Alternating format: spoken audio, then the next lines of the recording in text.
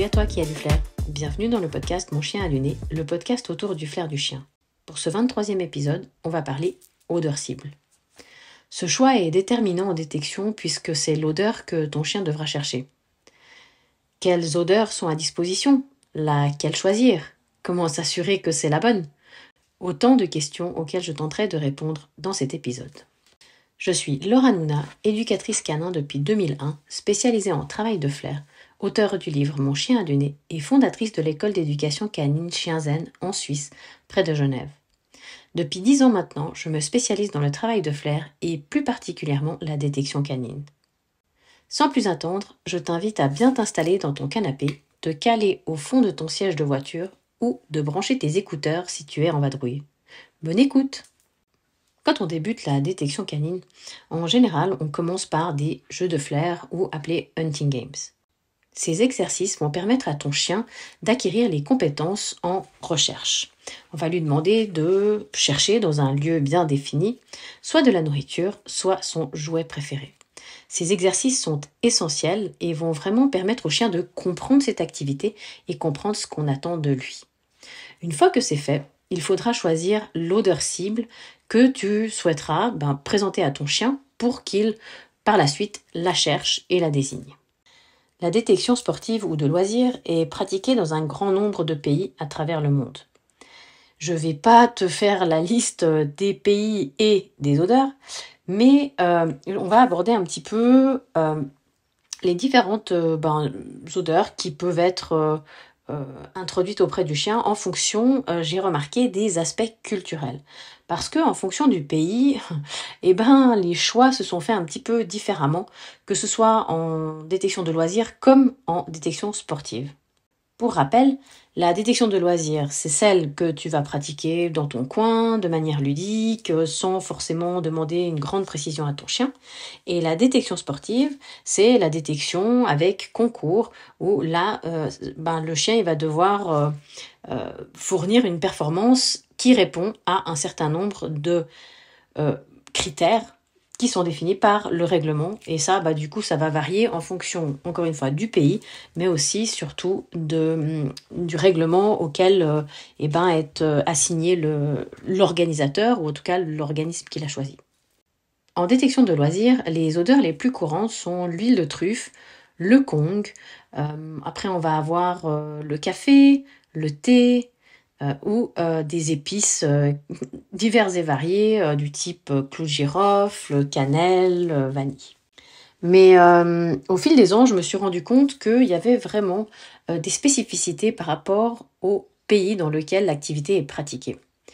Par exemple, en Angleterre, c'est très très très fréquent de trouver la recherche sur le Kong et aussi ce qu'ils appellent gun oil, donc l'huile de pistolet, l'huile d'arme à feu. Et ça, alors, je me suis toujours posé la question, il faudrait peut-être que je creuse, mais en fonction d'un fabricant à l'autre, y a-t-il une différence par rapport à cette huile-là? Ça, je ne sais pas. Le fait est que c'est très répandu en Angleterre d'entraîner le chien sur l'huile pour graisser les armes à feu. Au niveau du Kong, on le retrouve aussi dans les pays nordiques. Et en Hollande, il est très très courant d'avoir des chiens qui sont montés sur le Kong et même parfois avec des challenges ou des petits concours. La Suède, quant à elle, a opté pour les hydrolats qui sont un petit peu plus légers au niveau de l'odeur que les huiles essentielles, et je pense qu'au niveau des hydrolats, on va avoir une évaporation qui va être plus rapide, ce qui fait qu'il faut probablement changer plus souvent les cotons imbibés. En France, ce qui est hyper courant, c'est l'huile de truffe. Et surtout, du coup, en détection de loisirs, c'est probablement l'huile numéro 1. Je sais qu'il y a aussi le thé et l'huile de saumon. Je me suis toujours posé la question par rapport à l'huile de saumon, parce que comme c'est quelque chose qu'on peut retrouver dans la nourriture, je me pose la question de savoir combien de chiens essayent d'attraper et de manger l'odeur. En Allemagne, il y a bien évidemment les odeurs que j'ai citées, mais il y a aussi pas mal de gens qui entraînent avec la vanille. Et ça, c'est assez intéressant parce que, par exemple, de l'essence de vanille, on peut la trouver assez facilement dans n'importe quel commerce. Aux États-Unis, l'odeur la plus utilisée, ce sont les odeurs des huiles essentielles, avec quelques variations, parce que en fonction de l'organisme qui organise des concours, on va avoir des différences. Par exemple, en USCSS, c'est bouleau, anis et girofle. En AKC, ils vont rajouter le cyprès et l'odeur de l'humain. Au Canada, j'ai vu que l'huile essentielle de bouleau était remplacée par celle de Golteri, dont la composition biochimique est vraiment similaire. Donc c'est vraiment intéressant de voir que y a des différences en fonction du pays dans lequel on pratique cette activité. Mais au final, il y a autant de différences que ce qu'on peut trouver, par exemple, dans la détection professionnelle, où on a des chiens qui vont être sur les explosifs, d'autres sur les stupéfiants, encore d'autres sur les punaises de lit, ou dans la détection de faune sauvage. Alors là, on va avoir tout un catalogue d'animaux. On va avoir des chiens qui cherchent la nourriture dans les aéroports. Voilà, c'est les chiens de détection médicale. Enfin, il y a vraiment beaucoup d'odeurs et du coup du côté sport et loisirs, c'est à peu près pareil. Donc maintenant qu'on a un petit peu fait le tour, mais alors vraiment grosso modo, parce que je suis sûre que toi par exemple tu peux me dire ah mais non moi j'utilise encore une autre, et ça je n'en doute pas, parce qu'au final le chien tant que on lui a dit c'est cette odeur là que tu dois chercher, lui ça lui est un peu égal ce qu'il cherche, donc il est bien payé et bien récompensé. Donc maintenant qu'on a abordé ça, je vais plus particulièrement te parler de deux choses que j'ai pu observer en fait au fil du temps par expérience, et que j'ai trouvé très intéressantes. Du coup, je me suis dit que j'allais les partager avec toi. Par rapport à l'huile de truffe, j'ai remarqué que c'était une huile qui était très intéressante pour les chiens, parce que ils sont assez vite attirés par cette huile-là. Pour exemple, lors d'un stage, une jeune femme voulait débuter avec son chien, et on était parti sur le Kong, parce que l'huile de truffe au départ ça ne lui parlait pas plus que ça. Et on a essayé pendant une journée sur le Kong, mais en fait son chien c'était très compliqué, il n'y avait pas de motivation, il commençait à y avoir même un petit peu de frustration. Du coup je me suis dit bon là c'est pas la bonne solution, et le lendemain je lui ai proposé d'essayer l'huile de truffe. Et alors là, son chien, motivation du tonnerre, il était à fond, et il n'y avait plus aucune problématique qu'on avait pu rencontrer la veille. Donc parfois, c'est aussi intéressant de laisser le chien choisir, parce que comme nous, ils ont leur préférence. Et du coup, je me suis demandé pourquoi cette huile-là était très intéressante pour les chiens. J'en suis arrivée à la conclusion que c'est parce qu'elle était appétante. Ce qu'il faut savoir, c'est que l'huile de truffe, c'est un macérat. Ça veut dire qu'on prend de la truffe et qu'on la fait macérer dans une huile végétale. La plupart des chiens sont très friands d'huile végétale, que ce soit l'huile d'olive, l'huile de tournesol, l'huile de cartame. C'est assez rare qu'il y ait des chiens qui tordent du nez sur une huile. Et j'en suis arrivée à la conclusion toute simple, c'est que les chiens ils aiment bien cette huile parce que ça leur rappelle un truc qu'ils peuvent manger. Une autre expérience intéressante que j'ai pu vivre, c'est l'utilisation de clous de girofle. J'étais dans un stage, et une des participantes utilisait le clou de girofle pour faire chercher son chien. Et lorsque l'intervenant plaçait les caches, il plaçait aussi bien les odeurs par exemple des huiles essentielles que les odeurs autres, et notamment le clou de girofle. Et plusieurs fois, quand je suis passée avec Prana, c'était assez intéressant de voir qu'elle désignait à chaque fois le clou de girofle, parce que elle connaît les 3 huiles essentielles qui sont girofle, anis et bouleau. Et pour elle, finalement, cette odeur de clou de girofle, c'était exactement la même que les huiles essentielles. Donc c'était assez rigolo de voir ça, et maintenant je conseille souvent aux gens quand ils me disent je suis pas très fan des huiles essentielles, j'hésite, qu'est-ce que je pourrais utiliser, et au final d'utiliser les clous de girofle, comme ça si un jour ils veulent se mettre à la détection sportive, il y a une odeur que le chien connaîtra déjà. Donc si on reprend un petit peu les grandes odeurs classiques, on va avoir l'odeur du Kong, qui permet certains avantages, notamment c'est comme on utilise le jouet et on va petit à petit le couper. Déjà, on a un fort aspect visuel, donc pour le chien, dès qu'il voit le Kong, il sait exactement ce qu'il doit faire, c'est-à-dire désigner. Et puis ensuite, on va couper le Kong peut-être en 3 parties, et puis ensuite en petits morceaux, et on va aller jusqu'à des morceaux de 1 à 2 millimètres pour rendre la tâche de plus en plus difficile. Donc déjà, débuter un chien au Kong, ça présente cet avantage-là. Et puis ensuite, un autre grand avantage, c'est que ça ne laisse pas ou très très peu de traces olfactives. Contrairement à des odeurs qui seraient aromatiques, je pense particulièrement aux huiles essentielles ou même à la truffe ou au girofle, on a quand même un assez gros risque de pollution.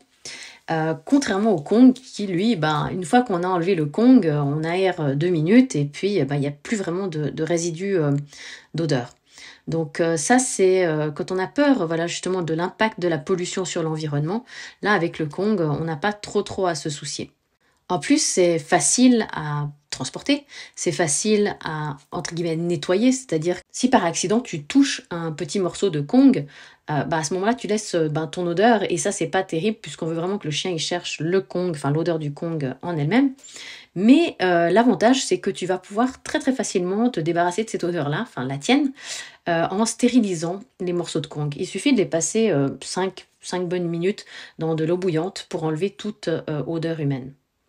Et puis un dernier aspect, c'est que finalement ça ne ressemble à rien. C'est-à-dire que c'est quelque chose d'assez neutre. Le Kong, à part le fait que ce soit un jouet pour chien, on va pas en trouver, alors certainement pas dans la nature, on va peut-être en trouver chez quelqu'un qui a un chien, mais au-delà de ça, c'est pas une odeur qu'on va retrouver à droite à gauche. Du coup, ça va vraiment faire une signature unique que le chien va pouvoir identifier et chercher sans trop de problèmes de confusion par rapport à une autre odeur qui serait dans l'environnement. Pour l'huile de truffe, il va falloir quand même faire attention justement à l'aspect pollution parce que c'est une odeur qui est assez forte et qui peut s'avérer, comme toute huile, assez persistante s'il y a un contact physique direct. Donc l'huile de truffe, on va vraiment, tout comme les huiles essentielles, toujours la mettre dans un petit contenant. Ou alors, à chaque fois qu'on va la placer directement, c'est-à-dire on peut mettre par exemple une petite goutte sur, un bouchon à liège, on va cacher le bouchon dans l'environnement. À ce moment-là, on va considérer que cet environnement-là est pollué et on ne l'utilisera plus pendant en tout cas un bon moment. Alors si c'est en extérieur, la pluie fera son œuvre et nettoiera le lieu, mais si on fait ça en intérieur, dans un endroit qui est entre guillemets protégé, c'est-à-dire où il n'y a pas d'intempéries, où on va pas forcément nettoyer avec un détergent toutes les 2 minutes, là on a quand même un beaucoup plus gros risque de pollution. Comme tu peux le voir, tu as vraiment un joli échantillonnage d'odeurs que tu peux utiliser avec ton chien. Donc après, tu peux lui en apprendre une, tu peux lui en apprendre 2, tu peux lui en apprendre 3, tu peux lui en apprendre autant que tu veux. Après, c'est conseillé quand même de pas, moi je dirais, éviter de dépasser peut-être 5-7 odeurs. À savoir que les chiens professionnels peuvent être amenés dans leur carrière à apprendre un beaucoup plus grand nombre d'odeurs. Mais avec nos chiens de compagnie, c'est quand même un peu risqué pour éviter qu'ils se mettent à généraliser et à désigner toute odeur qui serait un petit peu différente de celle qu'ils connaissent. Ou alors, si tu lui en apprends plein, il y a aussi quelque chose où il faut vraiment en tenir compte, c'est l'intervalle entre 2 apprentissages de nouvelles odeurs. C'est vraiment conseillé d'attendre en tout cas 1 semaine, voire un peu plus, pour introduire une nouvelle odeur. Par exemple, si demain mon chien apprend, l'huile essentielle de bouleau, je vais attendre en tout cas 1 à 2 semaines avant d'introduire le girofle et autant de temps pour introduire la 3e odeur.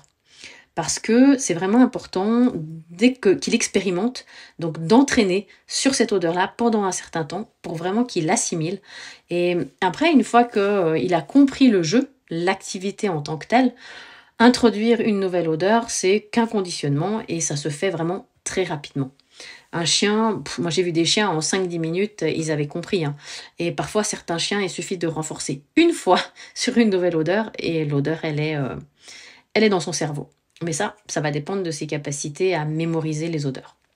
Et si tu as un petit peu de notion en cognition, tu sauras que vraiment ça dépend de chaque individu. Voilà, on arrive au bout de cet épisode. Maintenant, tu sais un petit peu quel type d'odeurs cibles sont à ta disposition. Le choix, c'est une chose très personnelle.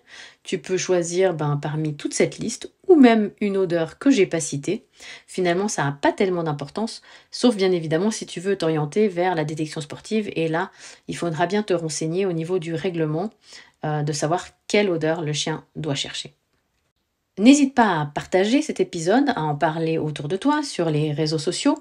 Et puis tu peux aussi me laisser un commentaire, tu peux liker ce podcast pour me donner plus de visibilité et ainsi informer le plus grand nombre. Merci pour ton écoute et à très bientôt.